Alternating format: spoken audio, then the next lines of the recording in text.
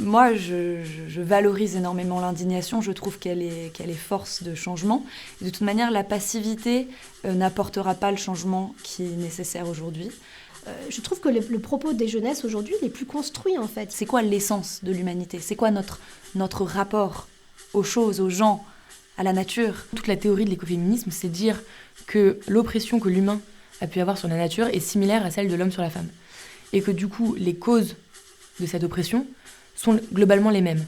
C'est cette bataille culturelle, je crois, qui au final englobe le patriarcat, mais elle revient profondément à notre rapport à la nature, je crois, aussi. Et donc, en fait, en liant les deux, c'est-à-dire en essayant de travailler sur l'un, on peut avoir un impact sur l'autre. On ne peut pas mener l'un sans l'autre, en fait. C'est des combats pour moi qui sont juste pour En fait, tout ça, finalement, c'est pourquoi ? C'est pour que chaque personne soit digne. Prendre soin des autres, de la planète, c'est très féminin. C'est ce qu'on nous a appris. Une femme, elle doit s'occuper des autres. Je pense que j'arriverais pas à continuer l'associatif si j'avais pas ce sentiment d'injustice et de colère, me dire mais en fait, c'est pas normal, c'est injuste, faut qu'on change les choses. Et s'occuper de la planète, en fait, c'est un peu un truc de meuf. C'est pas encore cool, ça n'a pas encore une vraie valorisation sociale, en fait. Et ça rebondit avec ce côté charge, hein. C'est qu'au final, on a l'impression qu'on a ce devoir parce que personne ne le fait.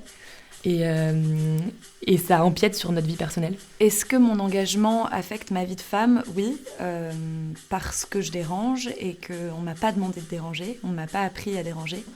Et donc, il y a ce challenge d'éviter, en fait, l'épuisement. Je connais le milieu écologiste, il y a énormément d'éco-anxiété et je pense que quand on est engagé dans une cause pour faire changer les choses, on voit tout ce qui ne va pas, on voit toutes les injustices et c'est très pesant. Ça a un impact sur ma vie, ça a un impact sur ma vie personnelle, ça a un impact sur ma vie familiale, ça a un impact sur ma vie amicale, ça a un impact sur les choix de ma vie. Je souhaite aux femmes de 2030 d'être plus heureuses et épanouies que les jeunes femmes d'aujourd'hui qui, je trouve, portent un fardeau énorme. Est-ce que je me vois maman ?